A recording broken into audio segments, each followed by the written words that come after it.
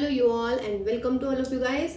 और आज जो है हम सेक्शन सी को सॉल्व करने वाले हैं। सैम्पल क्वेश्चन पेपर जो सेकंड आया है डीओई का, उसको हम सॉल्व कर रहे हैं। ठीक है, तो चलिए question number 11, -1 to 2 integration and this is the modulus function, यानी कि मॉड फंक्शन है, उसका आपने इंटीग्रेशन करना है। ठीक है, तो जब भी मॉड्यूलस फंक्शन होता है तो हम उसको कैसे सॉल्व करते हैं? सबसे पहले तो उसके फैक्टर्स कर लेते हैं हम। तो x square minus 3x plus 2, तो ये हो जाएंगे इसके factors x minus 2 and what x minus 1। ठीक है ना, तो x minus 2 and x minus 1। तो अगर आप यहाँ से x की वैल्यूज निकालेंगे तो क्या होएगा? दैट इज अगर x into x minus 2 x minus 1 is 0, तो x की वैल्यू 0 आ जाएगी, 1 आ जाएगी एंड 2 आ जाएगी, है ना। तीन वैल्यूज आ गई हैं। अब आपको ये तीनों वैल्यूज इस वाले इंटरवल के बीच में सेट करनी है। What I mean is -1 then 0 then 1 then 2। -1 से 2 है आपकी लिमिट इस क्वेश्चन के लिए। तो जो भी ये पॉइंट्स मिलते हैं यहाँ से मॉड्यूलस फंक्शन के अंदर से, यानी कि जो उसके फैक्टर्स आते हैं वो हम इसमें ऑर्डर में लगा देते हैं। ऐसे ही करते हैं। तो -1 से 0, 0 से 1 एंड 1 से 2। इसका मतलब जो हमारा इंटीग्रेंड सॉल्व हुआ, let us suppose that this is my fx, तो first will be -1 to 0 fx dx, then next होगा आपका 0 से 1 fx dx and last will be 1 to 2 fx dx। ठीक है, ये तीन इंटीग्रेंड बन गए अब आपके पास में। इसको हमने डिवाइड कर दिया। डिवाइड करने का प्रोसीजर ये होता है आपके पास में। ओके गाइस, नाउ -1 से 0 मींस व्हाट कि x की वैल्यू -1 से ग्रेटर है बट x की वैल्यू 0 से कम है। देखिए, 0 से भी कम है, 1 से भी कम है, तो 2 से भी कम है। जब 0 से कम है कोई नंबर तो ऑब्वियस बात है कि वो 1 से भी कम होना चाहिए और 2 से भी कम होना चाहिए। तो देखिए गाइस, ये नेगेटिव, ये नेगेटिव, ये negative, because x is negative, x minus 1 is also negative, x minus 2 is negative. तो इसका मतलब फंक्शन कैसे आने वाला है? नेगेटिव नेगेटिव नेगेटिव, यानी कि minus into minus into minus, तो that will be what? Minus. तो आपके पास में आ जाएगा -1 to 0 minus of function. Function क्या है हमारा? X cube minus 3x square plus 2x dx। फिर आइए नेक्स्ट इंटरवल पर। नेक्स्ट है हमारा 0 से 1। 0 से 1 मीन्स ये 0 से ग्रेटर, तो 0 से ग्रेटर मीन्स x की वैल्यू क्या आएगी? पॉजिटिव। 1 से लेस, 1 से लेस मीन्स नेगेटिव। 1 से लेस है तो 2 से भी लेस, यानी कि नेगेटिव। प्लस माइनस माइनस क्या मिलेगा? प्लस। तो ये इंटीग्रेंड में फंक्शन आ जाएगा मेरा what? Plus, that is 2x। Last one will be what? इस वन को यहाँ पे लिखते हैं, प्लस 1 to 2 fx dx। अब 1 to 2 मीन्स व्हाट? x की वैल्यू 1 से ग्रेटर है। 1 से ग्रेटर है तो 0 से ऑब्वियसली ग्रेटर होने वाली है।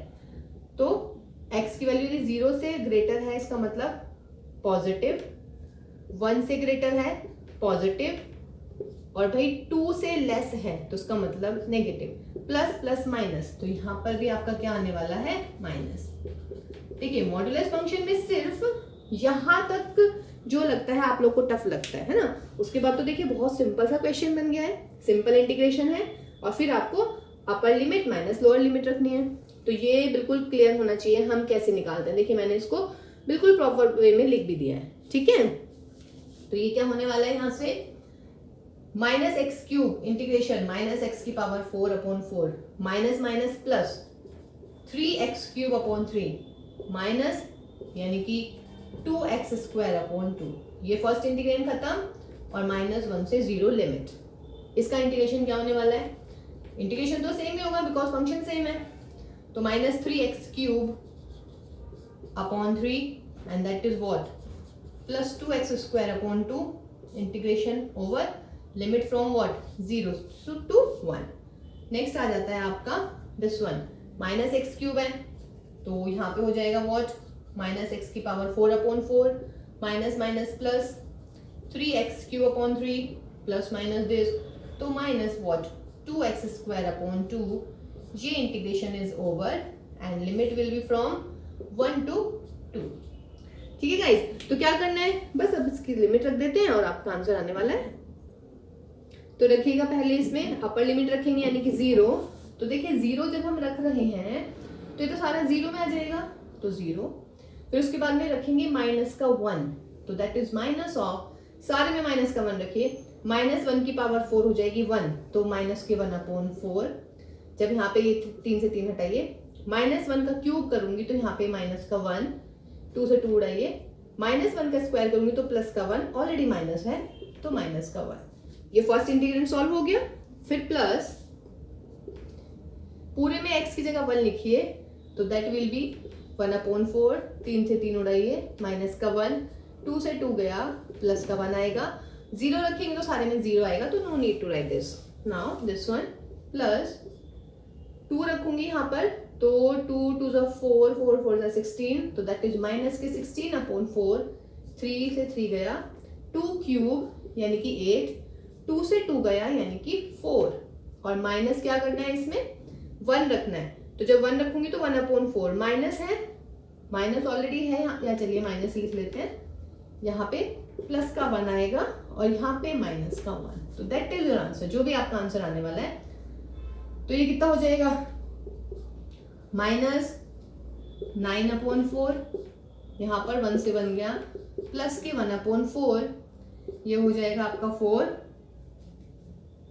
है ना, -4 ये भी गया, ये 1 से 1 गया, प्लस के 1/4, तो 9/4 प्लस 1/4 प्लस 1/4, दैट इज 11/4। ठीक है, तो इसमें सिर्फ आपको मॉड्यूलस फंक्शन को देखिए, मॉड्यूलस फंक्शन कई बार आ चुका है, तो यू नो एग्जाम के पॉइंट ऑफ व्यू से बहुत ही बढ़िया सवाल हो गया। तो जब इसके फैक्टर्स आपने करे एक बार और थोड़ा सा रिव्यू देख लेते हैं, x-2, फिर आपकी रेंज आ जाती है कहाँ से कहाँ तक, -1 से 0 से 1 से 2, तो -1 से 0 मतलब x लेस देन 0, तो ये भी नेगेटिव, ये भी नेगेटिव, ये भी नेगेटिव, नेगेटिव नेगेटिव नेगेटिव यानी कि नेगेटिव, 0 से 1 x पॉजिटिव, ये वाला नेगेटिव, ये वाला नेगेटिव, तो पॉजिटिव आ जाएगा। 1 से 2 में x की वैल्यू 1 से ग्रेटर है, 2 से लेस है, ये भी पॉजिटिव, ये भी पॉजिटिव, ये नेगेटिव। ठीक है ना, तो ये अच्छा क्वेश्चन था एक। और देखिए मॉड्यूलस मेरे ख्याल से अब आप कर लेंगे कि हम मॉड्यूलस फंक्शन का इंटीग्रेशन कैसे फाइंड आउट करते हैं। देखिए बेटा, क्वेश्चन नंबर 12 कह रहे हैं कि find the area of the region which is enclosed by the first quadrant x plus y is equal to 2, that is the line, and the parabola y square is equal to x and x axis। ठीक है, तो चलिए ये आपका x axis हो जाता है ना, फर्स्ट क्वाड्रेंट आपका ये, यानी कि सिर्फ मुझे फर्स्ट क्वाड्रेंट वाला ही एरिया चाहिए। First thing is this one. Now x plus y is equal to 2, line कैसे ड्रॉ करते हैं, लाइन ड्रॉ करना आपको बताया हुआ है, बहुत ही इजी तरीका होता है कि if x plus y is 2, first of all put x is 0, then you will get y is 2, तो पॉइंट हो गया y axis पर 0 2, this is 0 2, this one। Again put y is 0, then you will find the value x is 2, तो y x axis पर point हो गया 2 0, इन दोनों point को ज्वाइन कर दिया हमने। ठीक, this is the parabola, you know very well this figure. Okay, now region कौन सा आ गया गाइस, रीजन हमारा ये मिल जाता है हमें। ठीक, तो required region is what, required region is what, O A Q, इसको भी कुछ लिख देते हैं B, O A Q B O. देखिए क्लोज है तो जहां से शुरू कर रहे हैं वहां से हमें खत्म भी करना है। ठीक है, तो कहने का मतलब मेरे पास ये रीजन आ गया है। ठीक, अब यहां से यहां तक लिमिट है, तो ये तो 2 0 हुआ, this is what 0 0, means x will start from 0 will end at 2। ठीक, अब स्टेप वाले मूव से करेंगे तो मेरे ख्याल से मुझे तो वो सबसे अच्छा लगता है, एंड आई डोंट नो कि आपको कौन सा प्रोसीजर ज्यादा पसंद है। जहां पे ये मैंने इससे परपेंडिकुलर ड्रॉ किया फिलहाल, दिस इज m, अगर मैं स्ट्रिप मूव करती हूँ गाइस तो यहाँ से ये स्ट्रिप ऐसे चलती रहेगी। ठीक है, अब आप देख रहे हैं ये जो स्ट्रिप है हमारी, इस स्ट्रिप का एंड पॉइंट एक तो यहाँ पर है और एक है x एक्सिस पर। ठीक, लेकिन जब स्ट्रिप मेरी Q पॉइंट पर पहुंच जाती है यानी कि यहाँ पर, तो जब मैं मूव करूंगी ना तो स्ट्रिप का एंड पॉइंट अब हो जाएगा इस लाइन पर। It means the path of the strip, I mean the end of the strip will move to another figure. In this region from here to here, the strip is moving along x-axis and parabola. But after this one, means from here to here, the strip will move along this line and this x-axis. Means 2 path हो गए हैं इस strip के, यहाँ के बाद में दूसरा पाथ वो कवर कर रही है। इस वाले केस में हम एरिया को क्या करते हैं, प्लस कर देते हैं, मीन्स यहां से यहां तक सॉरी प्लस यहां से यहां तक। तो इसका मतलब क्या हुआ, that is area of the region, नाम लिख लेते हैं इसका OMQBO plus area of the region, वैसे ये ट्राइंगल है अगले वाला, QMA। सही। अब मुझे यहां से यहां तक का क्या चाहिए, मुझे ये पता करना है कि m के कोऑर्डिनेट क्या है, और m के कोऑर्डिनेट मींस मुझे पता करना है q के कोऑर्डिनेट। तो coordinate of q, what is this q, किस किस का इंटरसेक्शन लग रहा है आप लोगों को, देखिएगा q जो है लाइन का और पैराबोला का इंटरसेक्शन है। तो इंटरसेक्शन मींस व्हाट, आपको लाइन की इक्वेशन और पैराबोला की इक्वेशन को सॉल्व करना है। तो लाइन की इक्वेशन थी मेरी x plus y is equal to 2 and parabola था मेरा x is equal to y square. On solving this x की वैल्यू रख लीजिएगा, y square plus y is 2, that is y square plus y minus 2 is 0, factor will be what, y plus 2 y minus 1 is 0। तो y की value आ गई minus के 2 and plus के 1। जब आप y की वैल्यू 2 रखेंगे तो x will be 4, sorry minus 2, और अगर x y की जगह 1 रखेंगे तो x की वैल्यू कितनी, 1। तो पॉइंट्स क्या आ गए, क्योंकि मतलब 2 पॉइंट आए हैं इंटरसेक्शन, एक तो 1 1 आया है, एक माइनस 2 एंड 4 आया है। अब देखिए माइनस 2 एंड 4 तो होगा नहीं, why, because I am just what, I am just asking about quadrant first, तो क्वाड्रेंट फर्स्ट में दोनों पॉजिटिव होने चाहिए। तो q के कोऑर्डिनेट आ गए मेरे 1 1। अब m का कोऑर्डिनेट क्या हो गया, इसका मतलब 1 0, this is abscissa, this is ordinate, ठीक है, तो 1 0 हुआ।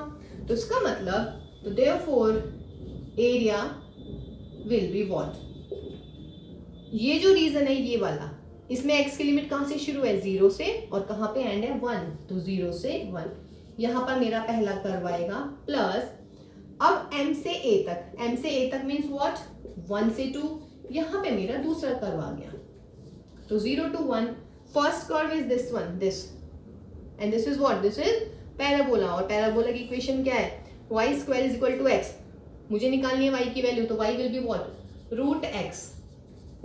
नाउ 1 से 2, y2, this is the line, और लाइन की इक्वेशन ये रही हमारी, यहां से y की वैल्यू निकाल दीजिएगा, 2 minus x dx, very simple. Now क्या इंटीग्रेशन हो गया इसका, 2/3 x raised to power 3/2, limit from 0 से 1, plus 2x minus x square upon 2 and limit from 1 to 2।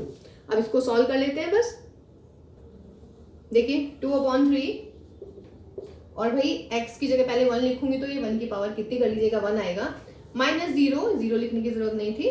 अब यहाँ पर आ जाता है प्लस के 2, पहले पूरे में मैं रखूंगी 2, तो 2 इंटू 2 यानी कि 4, माइनस 2 इंटू 2 यानी कि 4/2, दैट इज 4 माइनस 2, फिर पूरे में हम लगाएंगे माइनस का साइन, और अब हम इसमें लिखेंगे x की जगह 1, तो दैट इज 2 माइनस 1/2, सॉल्व कर लीजिएगा, 2/3, 4 minus 2 is 2, 2 to the 4, and this is 3/2, so that will be minus के 3, तो 2/3 plus 1, that is 5/3 square unit, ठीक है, तो this is your answer।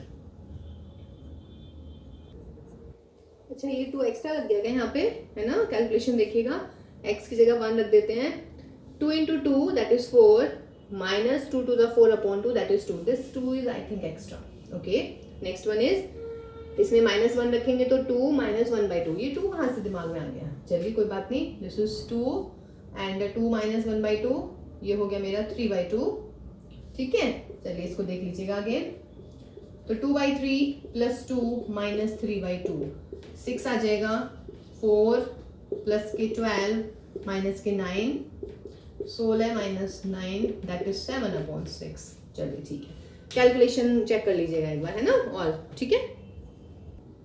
देखिए जी, क्वेश्चन नंबर 12 का आपका था पार्ट, मतलब और पार्ट में, है ना, दूसरा क्वेश्चन था, इसमें इंटरनल चॉइस थी, कहने की find the area of the region bounded by these curves, ठीक, देखिए 0 ग्रेटर देन और equal to y less than और इक्वल टू √3x, और दूसरा है आपका x square plus y square less than और इक्वल टू 4।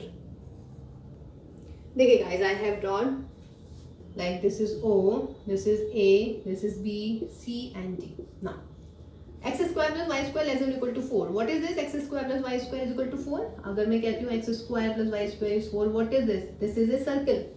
तो मैंने सर्कल ड्रॉ कर दिया with center 0 0, radius is 2. तो ये 2 है, ये भी 2, this is also 2, this is again 2. तो 2 0 minus 2 0 0 2 and 0 minus 2. These are the coordinates of A B C D. ठीक है. फिर अच्छा, अब ये कह रहे हैं लेस देन और इक्वल टू 4. तो लेस देन और इक्वल टू 4 का मतलब पता क्या होता है कि इसके आपको इंटीरियर पार्ट लेना है. ठीक है. तो जब आप इसका शेडेड रीजन लेंगे तो इसके अंदर वाले पार्ट को, यानी कि अंदर वाला जो रीजन है उसको कंसिडर करेंगे. Next y greater than equal to 0 means above, नीचे नहीं जाएगा. y greater than equal to 0 above जाएगा y एक्सिस में. y less than equal to root 3x, y is equal to root 3x मैंने यहाँ पे ड्रॉ कर दिया है. y लेस देन और इक्वल टू रूट 3x, इसका मतलब y के नीचे वाला रीजन. तो इसका मतलब फिलहाल मेरे पास जो रीजन आ गया है वो ये रीजन आ गया है. OA like this is your P, this is your Q. P को ढंग से लिख लेते हैं. ठीक, समझ रहे हैं ना रीजन कैसे आ गया है. तो रिक्वायर्ड रीजन इज पिछले वाले टाइप जैसा ही हो गया है. तो is what? Area of OAQPO. ये आपके पास में रीजन आ गया. ठीक, अब रीजन कहां से शुरू है? 0 0 से 2 0 तक, यानी कि x की लिमिट 0 से 2 पर जाने वाली है. अब यदि मैं स्टेप मूव करती हूँ तो स्टेप चलती मेरी यहाँ से यहाँ, ये तो यहाँ से यहाँ. जब मैं P पर पहुंचेगी मेरी स्ट्रिप, तो like this is M. P के बाद में देखिए यहाँ से यहाँ तक, इस वाले रीजन में तो जो स्ट्रिप का एंड पॉइंट है वो इस लाइन पर है, यानी कि हमें एरिया निकालना है इस लाइन के अंदर. ठीक, आफ्टर दैट इसके बाद में मुझे एरिया निकालना है इस कर्व के अंदर. And what is this curve? This is circle. ठीक, तो कर लीजिएगा. तो दैट इज, लिख लेते हैं, area of triangle OMP plus area of region, उस रीजन का नाम लिखिएगा क्या है? PMA, PMA, Q and P. अब मुझे यहां से यहां तक लिमिट चाहिए. मैं डायरेक्ट तो नहीं लिख सकती ना 0 से 2 लिमिट x की टोटल, बिकॉज यहां से यहां तक ये वाला कर्व कंसीडर हो रहा है और इस वाले रीजन में इस वाले कर्व को हम कंसीडर कर रहे हैं. ओके, तो मुझे m के कोऑर्डिनेट निकालने हैं. अब m के कोऑर्डिनेट का मतलब मुझे p के कोऑर्डिनेट निकालने हैं. And what is p now? देखिए बिल्कुल पिछले वाला क्वेश्चन हो गया है ये सेम. तो कोऑर्डिनेट ऑफ p किस किस का इंटरसेक्शन है भाई? ये P सर्किल का, यानी x square plus y square is equal to 4, और लाइन का, यानी कि y is equal to root 3x. Intersection है. Intersection means what? आपको x और y के लिए सॉल्व करना है. तो y स्क्वायर कर दीजिएगा यहाँ पर. तो x square plus 3x square is 4. तो this implies 4x square is 4. This implies x square is plus minus 1. Sorry, हाँ, x की वैल्यू आ जाएगी जस्ट. ठीक, तो x की वैल्यू आ गई है 1. अगर 1 आ रही है तो y रूट 3 आना है, और जब माइनस 1 लिखेंगे तो माइनस की रूट 3. तो पॉइंट्स कौन कौन से हो गए हमारे पास में? इंटरसेक्शन पॉइंट हो गया 1 रूट 3 माइनस 1 माइनस रूट 3. ये तो थर्ड क्वाड्रेंट में जाएगा, यानी कि यहाँ पे, बट मुझे P चाहिए. तो देयरफॉर P के कोऑर्डिनेट मिल गए भाई 1 and root 3. 1 and root 3 means M का कोऑर्डिनेट क्या आया? 1 एंड 0. ओके, बिल्कुल लास्ट क्वेश्चन. सिर्फ आपके area change, sorry, figures change हुई हैं, लिमिट्स चेंज हुई हैं. तो देयरफॉर एरिया इज, पहली लिमिट 0 से 1, और यहाँ पर पहला कर्व आएगा, फिर प्लस, क्योंकि चेंज हो गया स्ट्रिप का पाथ. अब दूसरा कर्व आपका है y2, late us suppose that, और लिमिट कहाँ से कहाँ तक है? 1 to 2. तो 0 से 1, y1 मीन्स फर्स्ट कर्व, यानी कि दिस वन, वैल्यू रख लीजिएगा root 3x, plus 1 to 2, y2 means this circle, और सर्किल है हमारा ये रहा यहाँ पे. y की वैल्यू निकालिएगा 4 माइनस एक्स स्क्वायर का under root, and that is what? px. अब इसको सॉल्व कर लेते हैं. देखिए रूट 3x, x का हो गया x square upon 2, limit from 0 to 1, plus a square minus x square का डायरेक्ट फॉर्मूला होता है, ये हमने लगा दिया. अब इसको सॉल्व कर लेते हैं. तो दैट इज रूट 3, x की जगह मैं 1 लिख दूंगी, तो 1 अपॉन 2 माइनस 0 लिखूंगी तो 0 ही आने वाला है, प्लस यहाँ पे 2 लिखेगा पहले. तो जब आप 2 लिखेंगे तो ये तो 0 जाएगा. यहाँ पर 2 लिखेंगे तो प्लस 2 साइन इनवर्स 1, फिर माइनस, जब मैं यहाँ पे 1 लिखूंगी तो 1 अपॉन 2 4 माइनस 1, यानी कि रूट 3, और minus that is 2 sine inverse 1/2, ये मिल गया भाई √3/2, this is +2 sine inverse 1 means what π/2 minus √3/2 और -2 साइन इनवर्स हाफ मीन्स यानी कि π/6, ये गया plus minus pi minus this is 3 π/3, तो answer will be guys 2 π/3। Simple simplification था इसका, ठीक है। तो ये क्वेश्चन नंबर 12। देखिए question number 13 from 3D, find the foot of the perpendicular from the point 1 to 0, let the point is P upon this plane. ये हमने एक प्लेन लिख लिया है और हमें इसका foot of the perpendicular find out करना है। तो सपोज कीजिए कि the foot of the perpendicular from this point to this plane is what Q। Now you have to find the value of Q, sorry coordinate of Q, ठीक। चलिए plane आती दिमाग में क्या जाना चाहिए, इसको तो आप बना दो एकदम। And what is this, this is a unit normal या normal vector which is perpendicular to the plane. और ये डायरेक्शन रेशियोज लिख लीजिएगा, इसके सबसे पहला काम आप ये कर लीजिएगा। तो let us suppose N be the normal vector of the plane, तो देयरफॉर डायरेक्शन रेशियोज क्या हो जाएंगे भाई, direction ratios of N R, x का कोऑर्डिनेट है 1, वाई का है -3 और जेड का है 2, ठीक। अब जो ये लाइन है PQ और जो ये N है, ये कैसे दिख रहे हैं आप लोगों को, पैरेलल दिख रहे हैं, बिल्कुल सही, because PQ is parallel to vector N। तो इसका मतलब क्या हुआ, if two lines are parallel then direction ratios of PQ and N are same. इन दोनों के जो डायरेक्शन रेशियो होने वाले हैं वो क्या होने वाले हैं, सेम होने वाले हैं। तो this implies what, direction ratios of line PQR क्या हो जाएंगे 1, -3 एंड 2, ठीक। अब बताइएगा अगर मेरे पास कोई एक लाइन है PQ और मेरे पास उसके डायरेक्शन रेशियोज हैं and I have a point from this line passes through, तो इक्वेशन ऑफ द लाइन क्या होने वाली है, तो इक्वेशन ऑफ द लाइन लिख लीजिएगा। Equation of the line PQ is what, x - x1 यानी कि x - 1 अपॉन a मतलब कि 1, y - y1 यानी कि y - 2 अपॉन b यानी कि -3, z - z1 यानी कि 0 अपॉन c, ठीक। अगर क्वेश्चन ये आ जाता कि find the equation of the perpendicular drawn from this point to this plane, तो आप यहीं पे आके छोड़ देते हैं, ये इक्वेशन ऑफ द परपेंडिकुलर हो गई।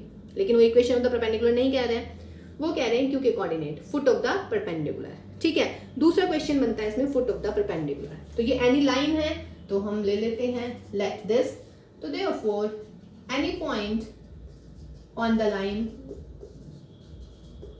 PQ इज लेट Q, तो Q के कोऑर्डिनेट क्या होने वाले हैं, 1 के मल्टीप्लाई लैम्डा में कर देते हैं, -1 पहुंच जाएगा वहां पर, फिर ये -3 लैम्डा और ये प्लस का 2 और ये आपका 2 लैम्डा। ये क्लियर है ना। देखिए जो फर्स्ट टाइम देख रहे हैं वीडियो उनके लिए हम कर देते हैं, ये कैसे सॉल्व करते हैं हम, x - 1 अपॉन लैम्डा, यहाँ पर आया x - 1 is lambda, x is equal to lambda plus 1। जिन्होंने पिछली वाली क्लासेस देखी हुई है तो उन्हें एकदम स्ट्राइक कर गया होगा कि अच्छा ये तो हम ऐसे निकालते थे। और दूसरा आया आपका y - 2 अपॉन -3 इज लैम्डा, तो that is y - 2 is -3 lambda और ये माइनस का 2 इधर पहुंच जाएगा, तो ये पॉइंट हो गया और z is equal to 2 lambda, ठीक।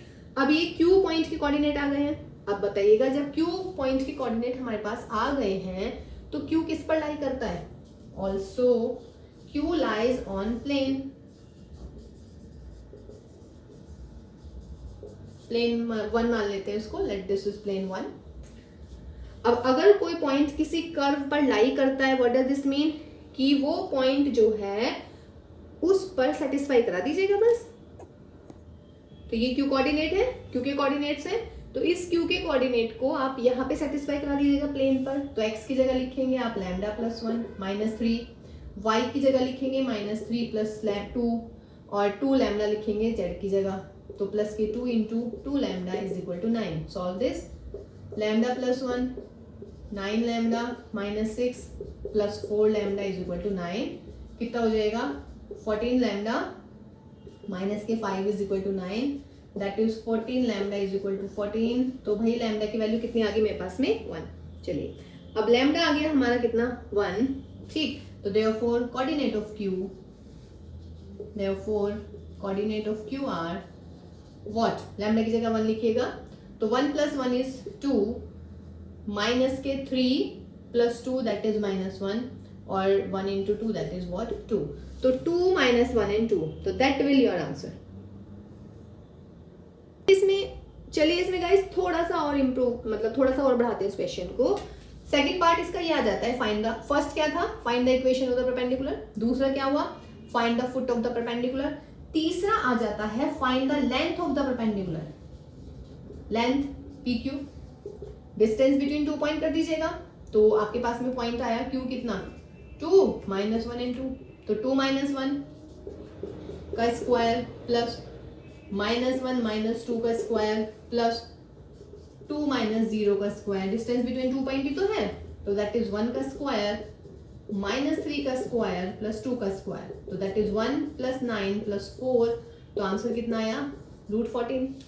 और इसमें एक क्वेश्चन और क्या आ सकता था, find the image of P with respect to this plane. Third party आ सकता था. तो इसमें हम क्या कंसीडर करते हैं, let the image of P is P dash, और P डैश की कोऑर्डिनेट ले लीजिएगा x dash y dash z dash, means x dash y dash z dash. अब पहुंच जाइएगा अपने 10th क्लास में. कैसे करते थे उसमें 10th और 11th में, मिड पॉइंट दे रखा, मिड पॉइंट है मेरे पास, मिड पॉइंट का फॉर्मूला, ठीक है. तो देखिए इमेज फिजिक्स में पढ़ ही रखा है आपने कि जितने डिस्टेंस Q की P से होगी उतनी ही डिस्टेंस पे उसकी इमेज बनेगी. यानी कि Q is the, because Q is the what, mid point. Q हो गया हमारा mid point of PP dash. तो दिस इंप्लाइज, इसका मिड पॉइंट निकालिए PP डैश का, कितना होने वाला है, 1 + x डैश अपॉन 2, फिर 2 + y dash upon 2 and then 0 + z dash upon 2. ये Q के कोऑर्डिनेट हुए, बट Q के कोऑर्डिनेट किसके इक्वल है, 2 - 1 and 2. तो अब आप क्या करें, फर्स्ट वाले को फर्स्ट के इक्वल, सेकंड वाले को सेकंड के इक्वल और थर्ड वाले को थर्ड के इक्वल रख देते हैं. तो therefore 1 + x dash upon 2 is equal to what, 2. अगला क्या आने वाला है, 2 + y dash upon 2 is equal to -1 and 0 + z dash upon 2 is equal to 2. तो यहां से सॉल्व कर लेते हैं. 1 + x dash is 4, x dash is 3. यहाँ पे सॉल्व कर देते हैं. 2 + y dash is -2 and y dash is -4 और यहाँ पर z डैश इज 4. तो इसका मतलब है इमेज क्या आ गई, 3 - 4 and 4. तो देखिए ये एक ऐसा क्वेश्चन है जिसपे 4 क्वेश्चन हो सकते हैं. तो ये क्वेश्चन बहुत ही इंपॉर्टेंट है, इसको तो आप बहुत अच्छे से करिएगा गाइस, ठीक है. वैसे तो सारे क्वेश्चन ही बहुत अच्छे से करने हैं क्योंकि ये तो सिलेक्टेड ही है सारा अब तो ना. देखिए guys question number 14 case study वाला क्वेश्चन है, ठीक है, और प्रोबेबिलिटी से है, डेफिनेट सी बात है, ठीक. तो इस क्वेश्चन को जरा पढ़ते हैं, रीड आउट करते हैं. देखिए इसमें ये रहता है यार कि क्वेश्चन तो बहुत बड़ा हो जाता है लेकिन सॉल्यूशन रियली में बहुत ही छोटा होने वाला है ना. सॉल्यूशन सिर्फ आपकी अंडरस्टैंडिंग के ऊपर डिपेंड करता है. तो चलिए देखिएगा. कैरियन insurance company believes that the pupil can be divided into 2 classes. First one is accident prone and the second one is not accident prone. इसे AP मत समझ लीजिएगा, अर्थमेटिक प्रोग्रेशन नहीं, ये मैंने शॉर्ट में लिख दिया ना, एक्सीडेंट प्रोन. तो मतलब एक्सीडेंट प्रोन है, कुछ एक्सीडेंट प्रोन नहीं है. Now report shows that an accident prone person will have an accident at some times with probability 0.6 and 0.2. ठीक, देखिए एक्सीडेंट, अच्छा ये मैंने लिख दिया दोबारा. एक्सीडेंट प्रोन का जो आपके पास में एक्सीडेंट होने की प्रोबेबिलिटी है वो है 0.6 और 0.2 है जो कि एक्सीडेंट प्रोन पर्सन नहीं है, रेस्पेक्टिवली हटा देते हैं. Okay, now the company knows that what कि 20% of the population is accident prone. ठीक, तो जितनी भी आपकी पॉपुलेशन है उसको 20% तो एक्सीडेंट प्रोन हो गया. तो डेफिनेट सी बात है यहाँ से एक चीज तो क्लियर होगी कि भाई 80% जो है वो नॉट एक्सीडेंट प्रोन है, हमारी जो पॉपुलेशन है. हो गया ना क्लियर. ठीक, now above using above information you have to find the probability that a new policy holder will have an accident within a year of purchasing a policy. ठीक है गाइस, तो चलिए इस क्वेश्चन को करते हैं. इसमें सबसे पहले आप कंसिडर कीजिएगा let E be the event of having accident, कि भाई एक्सीडेंट हो जाता है, ठीक।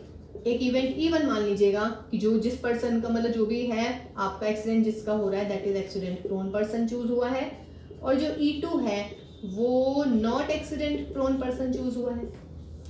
आगे 3 इवेंट्स, ठीक। अब सबसे पहले तो आप इन इवेंट्स की प्रोबेबिलिटी निकालिएगा ना। प्रोबेबिलिटी ऑफ E1 क्या होने वाली है? एक्सीडेंटल प्रोन कितने व्यक्ति हैं? 20% एक्सीडेंटल प्रोन, तो उसका मतलब ये हो गया मेरा 20%, that is 20/100। Probability of E2 find out करते हैं। नॉट एक्सीडेंटल प्रोन कितने हैं दिया नहीं था बट हमने कैलकुलेट किया है, क्योंकि 20% है तो बच्चे कितने आपके 80%, तो दैट इज 80% हो गया ये मेरा 80/100, ठीक। अब आपको निकालनी है व्हाट E गिवन E1, एक तो ये वाली प्रोबेबिलिटी निकालनी है। देखिए जी E गिवन E1 का क्या मतलब है कि एक्सीडेंट हुआ है किसका, जो एक्सीडेंट प्रोन पर्सन है। नाउ ये देखिएगा यहाँ पर accident prone person will have an accident sometimes with probability 0.6, तो दैट इज 0.6 आ गई probability.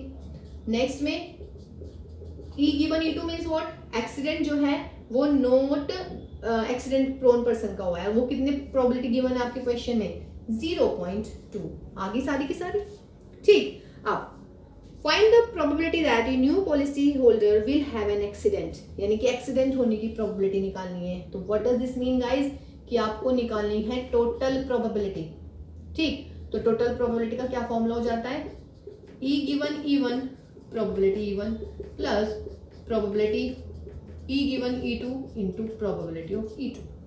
Now probability E given E1 कितनी है आपकी 0.6, प्रोबेबिलिटी E1 कितनी आई थी भाई 20/100 प्लस E गिवन E2 कितनी है आपके पास में 0.2 एंड प्रोबेबिलिटी E2 कितनी है आपकी 80/100। सॉल्व दिस, ये हो जाएगा मेरा 1.2/100, सॉरी 1.2 नहीं 12, और ये हो जाएगा मेरा 16/100, ठीक है ना।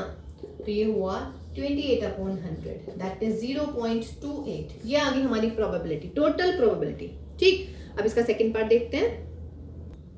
देखिए जी सेकंड पार्ट में क्या कह रहे हैं, suppose that a new policy holder has an accident within a year of purchasing the policy, what is the probability that he or she is an accident prone. चलिए accident prone यानी E1, accident already हो चुका है तो आपको find out करना है probability E1 given E, क्या हो जाएगा फॉर्मूला, बेस थ्योरम लगाइएगा, E given E1 into probability of E1 upon में क्या आ रहा था हमारा टोटल प्रोबेबिलिटी, अरे वो मिस हो गया, चलिए टोटल प्रोबेबिलिटी हम लिख देते हैं प्रोबेबिलिटी ऑफ E। सॉल्व कीजिएगा, प्रोबेबिलिटी E गिवन दिस, तो 0.6 इनटू प्रोबेबिलिटी E1 20/100, और आई थिंक टोटल प्रोबेबिलिटी आई थी हमारी 28/100, तो देख लीजिएगा 12/100 28/100, दिस विल कैंसिल आउट, 12/28, तो आंसर विल बी व्हाट 3/7, ठीक है जी। तो देखिए ये हुआ हमारा सैंपल क्वेश्चन पेपर नंबर 2 का पूरा सॉल्यूशन, ठीक है।